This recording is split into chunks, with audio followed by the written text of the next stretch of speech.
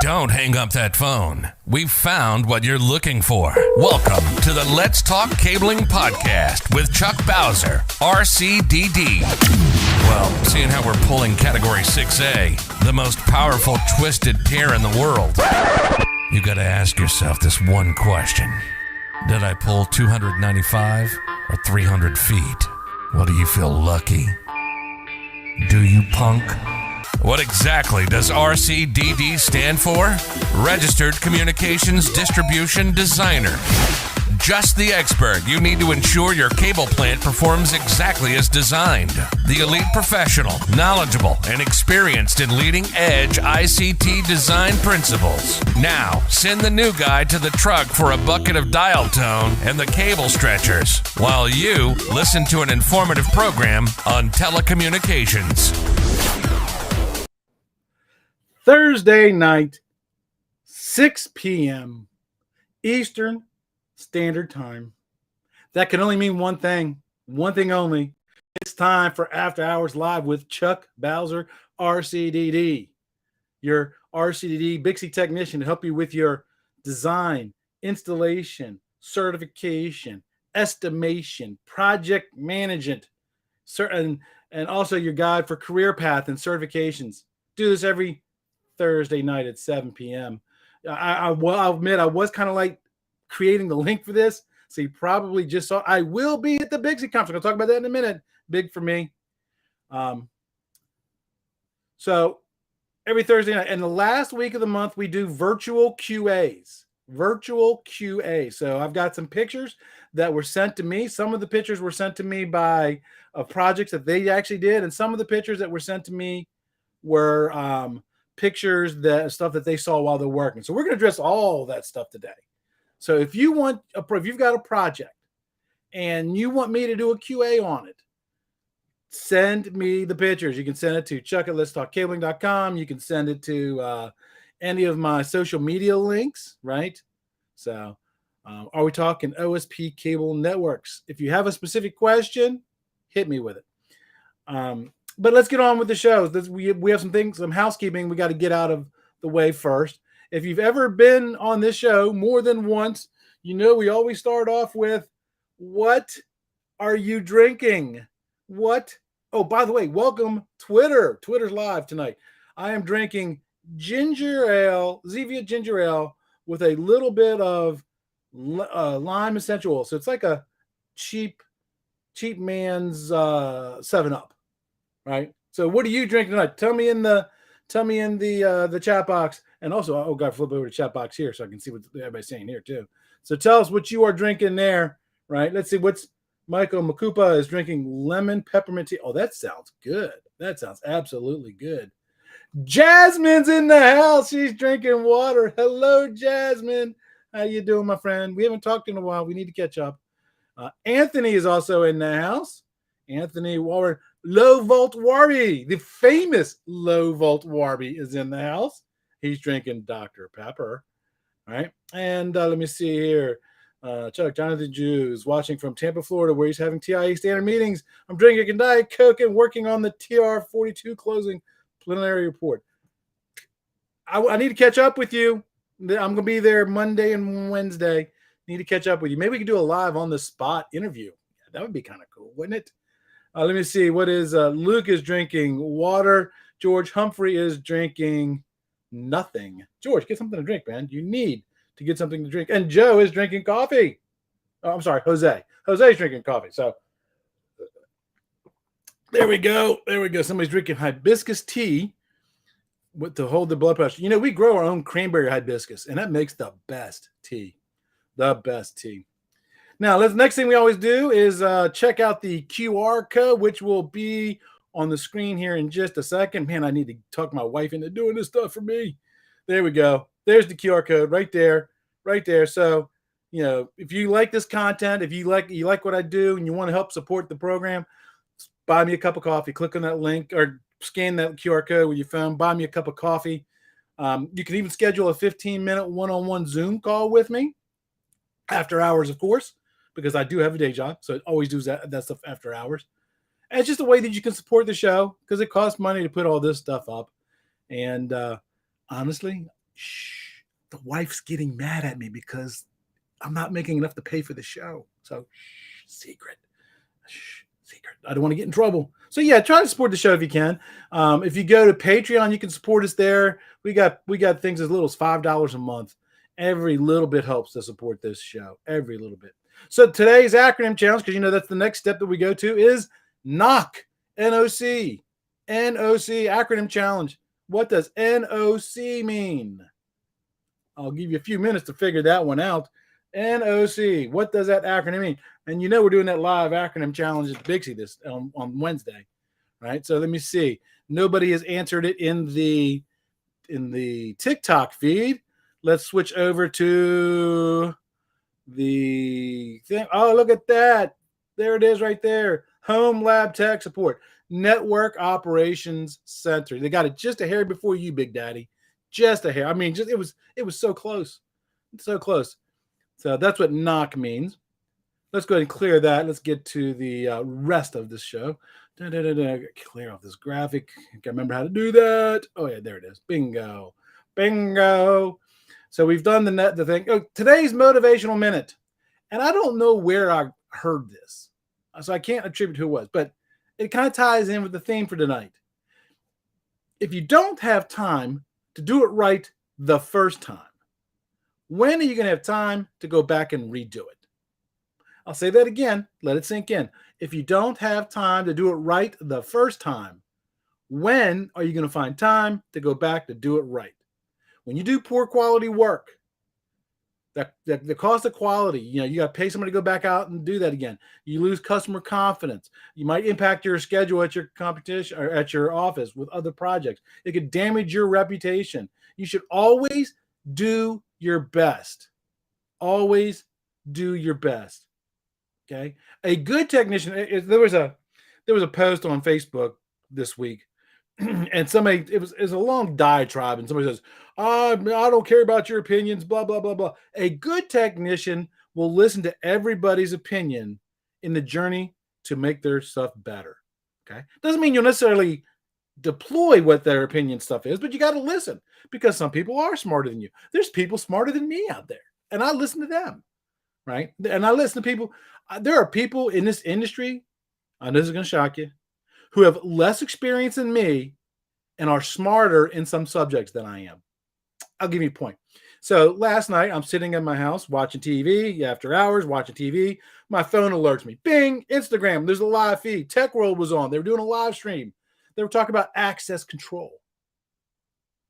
I know nothing about access control. I'm a structured cable guy. So I hopped on and I listened. I learned a whole bunch of stuff. Did you know? And I didn't know this. The access control guys, they are as fanatic as dressing out the cables inside their cans as we are dressing our closets. Yeah, isn't that kind of cool? So yeah, always make sure that you do the best you can. Okay. Hey, did you catch last week's show? By the way, last week's show, anybody? Catch it? Make sure you catch it. Make sure you. We talked to Grant Schmelzer from Chesapeake. One of the things I get asked quite often is I get asked questions about apprenticeship training programs. IEC, which has offices all over the United States, has them. They have them. They also have electrical apprenticeship programs. And I have always been a huge admirer of the electrical apprenticeship programs, the joint apprenticeship training stuff, because they do it right. They do it right. Now, hey, by the way, since I've got a lot of people watching here today, I want to do a show on union versus non-union from a technician's perspective. Now, I've got a bunch of people who are willing to come on the show as non-union. As union. I need some non-union people. So if you're a non-union and you want to get on a conversation and have a civil conversation with union technicians, and we'll talk about it, reach out to me. I need some non-union people for this, okay? Because I really, really want to do that show, right? So who's that? Somebody says they are non-union. So if you're interested in coming on the show, shoot me a message on one of these social media platforms, okay? I can come on as non-union. I use hired union guys for data center bullets. Excellent, Ed. Yes, yeah. That's there's another one. So So there's two. If you, I know Ed will follow through, and the other guy, if you follow through as well, that will certainly help. Certainly help. Okay, because I'm really looking for that. Right. All right. What was the next thing? I kind of lost track of where I was. Oh, the Bixie conference. Bixie conference is next week. Next week. Yay. I can't wait. I will be there on Monday and Wednesday and potentially Thursday morning. Monday, I'm attending 2 classes, and then I'm going to the exhibit hall Monday night. You'll see me walking around the exhibit hall. I won't be there Tuesday because my wife's having surgery, and I'm going to be by her side on Tuesday. If everything goes well, she gets released Tuesday, I'll be at Bixie on Wednesday. If something happens, then I will be at my wife's side no matter what. So that's just, you got to do what you got to do when you're family man, right? But if everything goes smoothly, I will be there at Bixie on Wednesday. And then Wednesday at 12:30 p.m., go to the exhibit hall, find the AEM booth. I think it's booth 820, if I remember correctly. I'm doing a live acronym challenge. You know, I do the acronym challenge on LinkedIn all the time. I'm doing a live one. Yes.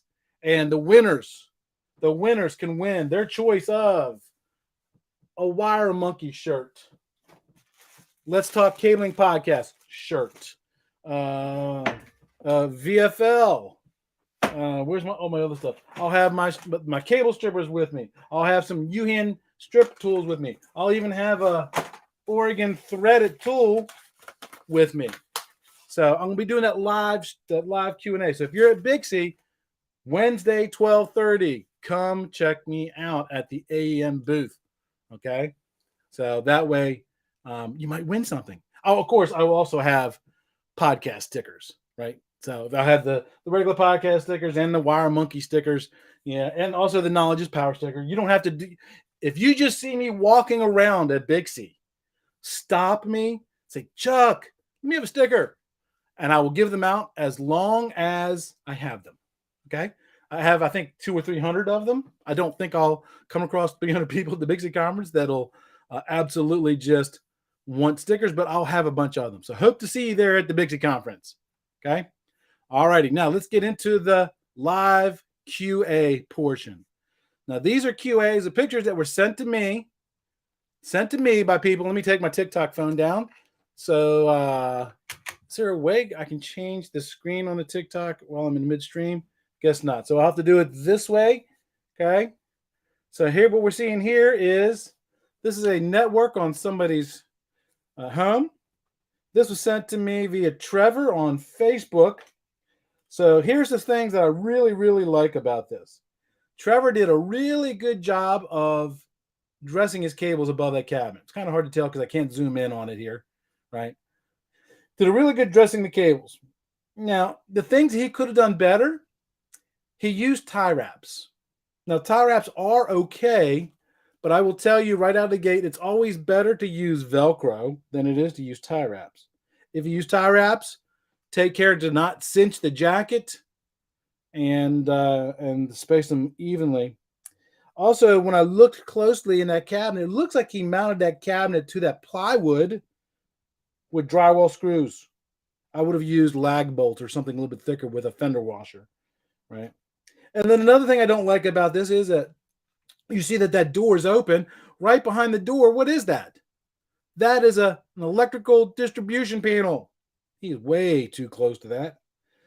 He should be at least about 2 feet away from the electrical distribution panel. So I just realized I didn't have the microphone in front of my face. So you probably can hear me a lot better now, right? So yeah, he should be at least 2 feet away from that electrical distribution panel. Like I said, so he's got coax cables and he's got 4 pair of cables going into that cabinet. I would have liked to have seen the wraparound cable labels on the coax cable because it's kind of hard to tell. There's a very little ledge there, and that ledge is not big enough for a cable label there. So I would highly suggest that he put wraparound labels on that. But other than that, I think Trevor did a really good job. Tell me in the chat box, on a scale of 1 to 10, how well do you think Trevor did? So put that in the chat box. Let's go to the next question. This one was posted in a Low Voltage Nation group. The guy I posted was Tony Nugent. I hope I said that correctly, Tony. I don't want to get anybody's name wrong. Let's talk about the good things Tony did here. He did an excellent job dressing out that cable. Excellent job. There's only one or two spots where the dressing is, where kind of bows out a little bit, but he has no divers. Has no diver. A diver is where a cable goes into the bundles. And here's a true sign of a professional. All those Velcro strips are lined up, right? He's got them equal distances, and they go straight horizontally and vertical. They're even everywhere. The only spot where he has an extra row is down there towards the bottom right-hand corner of the screen. That those Velcros there, I think, are actually holding it to the ladder rack. So he put in an extra row there. Do you know how difficult it is to dress a cable like that? A bundle of cables, a single bundle of cables, not to mention 8 to 10 bundles of cables like Tony has here, right? Tony, I think, did a fantastic job dressing out those cables. And another thing I really like about this install, when you look at that back wall, you'll notice that there's those rectangle shaped things where you didn't paint. For those who don't know, that's the fire stamp. You're not supposed to paint over the fire stamp, because the inspector is going to want to see that. And that's exactly what Tony did here. I think he did a fabulous job. I think his cable dressing is almost on par with All Green Lights, maybe Low Volt Warby, and even Sean Rep. He's getting up there. He's I would consider him a B or maybe even an A type of technician for installing that. Here's my only concerns with this particular picture. So he's got those 10 bundles of cables. I'm assuming there's probably 24 in each of those bundles. He's got 2 rows. He's got a row of 5 on the bottom, a row of 5 on the top. My concern is, and I wouldn't be able to confirm this unless I was actually there on the site. My concern is the weight of all those cables on the bottom of the bottom bundle, on the rungs, because you don't want to crush the cable. That's my only concern. But I can't say that's the issue here because I don't have a picture of the bottom side of the cable tray.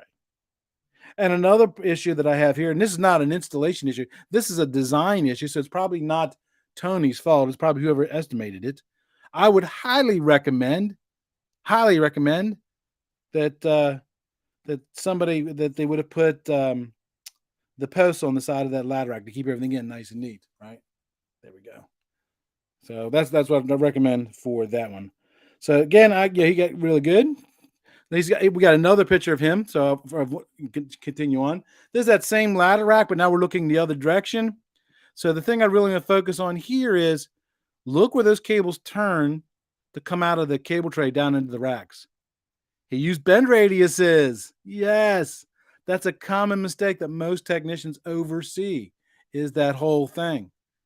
Looking at the ladder rack, it goes into the wall, butts into the wall, and it's anchored to the wall. And he used good lag bolts for that. So he did a really, really good job on that one, right? Retaining posts. That's the word I was looking for earlier. And now one of the things that I noticed here. Now keep in mind, this is a work in progress. And I know that just because, watch, I'll go you to the next picture and you'll see why I call this is a work in progress. He's not done terminating yet. So when you're doing QAs on projects that are a work in progress, they're not done yet, you don't have to wait to the end. Matter of fact, you don't want to wait to the end to do a QA inspection. You want to inspect it, if it's a large project like Tony's got here, at least once a week, if you're the project manager, if you're the operations manager, because it's better to catch any problems early as opposed to the end of the project. Right. So I think this is a work in progress because he hasn't terminated yet. One of the things I did notice is there's no bonding and grounding. So I'm assuming that's because it's a work in progress. Here you can see a better picture of those bend radiuses, like I really like to see. And I would really also like to see, and can't tell from this picture, so the cables come down out of the cable tray, they go down that vertical manager, and then they turn and come back up and go to the panels. I would like to see how big that turn is to make sure he didn't exceed the bend radius there. Okay. This is looking at the backside of that same panel again, but now he's looking at the bottom 2 rows. Pro tip, when you're terminating patch panels, especially on large projects, right? Always start at the bottom and work your way up. Start at the bottom and work your way up. He's got cable labels and everything. He doesn't exceed the bend radiuses. Man, it looks good. I can't wait to see the finished picture of this thing when he gets done. The finished picture. Hey, in the chat box, tell me, on a scale of 1 to 10, what do you think Tony did here? Keep in mind, it's a work in progress. On a scale of 1 to 10, what do you think is Tony's score? All righty. Now let's shift conversation a little bit. This was actually a picture that somebody sent to me. They alerted me to. It was on the social media platforms. What you see is a wall-mounted rack that was mounted to a gypsum board wall with plastic anchors. And, I got in a conversation with somebody not too long ago about why you should not use this. Because number one, plastic anchors melt in the heat. Number two, while they might be rated for the weight for the rack and the patch panel that you installed in it, you don't know what they're going to put in that rack in the next 7 to 10 years, right? That rack is going to get heavier and heavier. Now, here's some things that I recommended that this person should have done, right? I highly recommended that, number one, he put in a plywood, right? Put in plywood. That plywood should be mounted to the wall with either toggle bolts or galvanized screws going into the studs. That's the best way to do that. And then make sure you use AC grade, 3/4 inch, all that other fun stuff that the Bixie tells us to do. And then you can mount that wall rack to the plywood. Again, don't use drywall screws. Use something that's capable of holding that. Okay. Because if you don't, this is what could actually happen. It may not happen right after the install, might happen a year or two later. And now you have to go out and explain to the customer why your poor quality workmanship caused their network to go down. Right? Caused their network to go down. Again, do better. Do better. Here's another picture. This one, again, was sent to me online by somebody. I don't have the complete story behind this. It looks like it's some type of a industrial plant, maybe, because you typically don't find enclosed racks with waterproof connectors on them. So this is probably some type of a NEMA rated, probably IP67, a NEMA 4 rated enclosure with the things that go into them, right? My biggest thing here is I would not have come in from the top as they did. Because if you have any kind of leakage, water, chemicals, whatever, from the above, that water will follow those cables right straight into that thing. You should actually come down below that enclosed panel and then come up to it. Make like a drip loop. Now, this person did use tie wraps, and I said earlier, tie wraps are okay. Prefer Velcro. If you look at the blue the tie wrap on the blue bundle, just above that curve where the purple is, that appears to me like it's cinched. And that's the one thing you want to really, really watch out for. Okay. Hey, on a scale of 1 to 10, tell me in the chat box, what do you rate this install? What do you rate this install? I would like to see the inside of it, though. I really, really would. All righty. So now going to this is a set of pictures that was emailed to me on one of the social media platforms. I don't remember which. It was either Ian or Besmark Industries, one of those two. I can't remember which off the top of my head. Looking at picture one, let's see if I can get my camera to kind of look at that without having any kind of issues. I'm sorry, TikTok peeps. You can really see this better on YouTube. So number one, you see where they spliced that cable. I'm just going to put this back up in the holder because I really don't think. Are you guys able to see that on TikTok? Let me know, yes or no. If me holding like that helps you see it, okay? If it is, I'll put it back and hold it again. So in number one, upper left-hand corner, you see where they put a 4-pair cable and then they, I didn't think so. No, somebody says yes. So I'll hold it back up there again. So they have a 4-pair cable and they spliced it to a patch cord. They use those type of splicers are called dolphins. It's used a lot in pots and pot stuff. You don't want to ever splice a cable. You really want to run a new cable. So that's not a good thing. That might work for pots, but it's not going to work for data. It could cause you a lot of problems. Number 2, again, another splice using dolphins, but this one's actually spliced outside to an outside camera. Ding, ding, ding, ding, ding. Yeah, somebody needs to be corrected there. Number 3, when you look at that one, you're looking in a manhole. In case it's kind of hard to tell, it's filled with water. And the cable that's inside of it is not outside plant cable. It is it's indoor rated cable. That's another big no-no. Moving on to number 4 and number 5. Number 4, number 5. Again, these were not pictures that somebody actually did. This is something they came across. Cables laying on the ceiling tile. Big problem there. Big problem. That's a code violation, by the way. The cables have to be at least 3 inches above the ceiling tile. And it's also another code violation because it's not done in what's called a neat and workmanlike manner. Right? So when the fire department puts out the fire, the very next thing they're going to do is they're going to be checking for extension. They're going to be lifting the ceiling tiles to see if the fire spread into the cavity of the ceiling. They're not going to be able to open up those ceiling tiles. And if they do, stuff might fall out and injure them. Code violation. On number 4, I don't know if you noticed this, that white cable is draped across a sprinkler pipe. That's not only against NEC code, that's against the sprinkler code. So, problem there.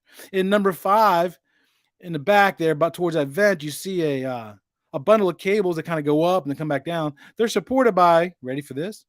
A bridle ring. Yeah, a bridle ring.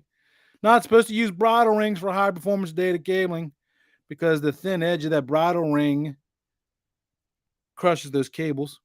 And now you've got all that weight. So I'm just going to take a guess. I'm going to guess it's probably that the bridle ring's probably 3 feet above the ceiling tile. So now you've got 6 feet of cable times the number of cables all on those bottom cables in the bridle ring. Those cables, I guarantee you, are getting crushed. I guarantee you they're getting crushed. Right? All right, and then let's go to the last one. We got some good ones here. This one was submitted to me a while back.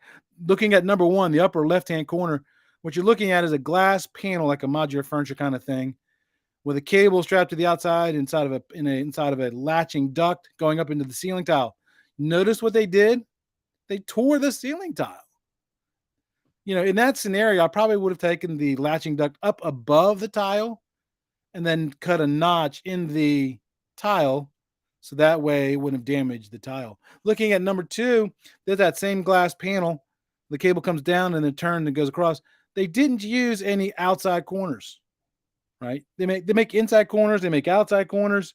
They make couplers. They make right angles. They don't make left angles, though. Why don't they make... Trivia question, why do they not make left angles? If you know the answer to that, put it in the chat box. Why do they not make left angles? Yeah. Going down to number 3, you see some cables coming out of a ceiling somewhere. That looks like it's might even be a home. It's a solid ceiling. Problem number 1, the electrical cables running through it. You want to have at least 12 inches of separation, maybe even more, between your cables and the electrical. And also, they didn't patch up that hole. I would have either put a sleeve through that hole, or I would have closed that hole off with either duct seal or probably some type of a fire stop. Because probably not a fire rated barrier. If it is, I would have used fire stop. What that does is it keeps dust and odors and insects from crawling from the ceiling into the living part of the building. So always seal it. Never leave a hole like that. Ever leave a hole like that. Okay. Going to number 4, you see a face plate. I want you to pay attention to that cord plugged into the left. It's a patch cord that somebody crimped an end on, which, by the way, you're supposed to use manufactured patch cords. You're not supposed to field construct patch cords. They didn't make it right. The cable jacket doesn't go into the back of that APHC. It's supposed to go inside the APHC. That way, when you crimp it, it kind of pushes on the jack and helps lock it into place. As you can see, they obviously didn't do that. And if you look below the faceplate, they stapled it to the wall. Ding, ding, ding. How many things can you get wrong in one install? Right? How many things can you get wrong in one install? Right? There you go. Somebody that wants to know, where can I send my pictures to? You can either email them to me at chuck@letstalkcabling.com, or if you're on one of the social media platforms, you're on TikTok, reach out to me. I think you can send pictures through TikTok. You can send it through you can send it through Instagram. You can send it through a bunch of other places too. Right. So there's a way to do that. I hope everybody enjoyed the show. I hope you learn from other people's mistakes, what not to do. And also, when you're doing QAs, if you're doing a QA with somebody, right? Always start off with the positive stuff. Always start off with the positive stuff. Say, hey, you did this. You notice I did that tonight. That's how I do QAs. Man, I love the way you dressed the cable. The Velcro's right. Blah, blah, blah, blah. Now let's talk about some things you can do to improve. That's the way to do a QA, right? We do QA once a month, the last week of the month. So the next QAs will be in 3 weeks, 4 weeks. So if you have pictures and you want to send them, make sure you send them to me. And I hope to see everybody at the Bixie conference. I might even be doing some live streams at the Bixie conference. So make sure you watch. Okay. I have my phone with me. I might even do some live streams at the Bixie conference. Yeah, that'd be kind of cool. Till next time, everybody, remember, knowledge is power. And this episode is out. Take care, everybody.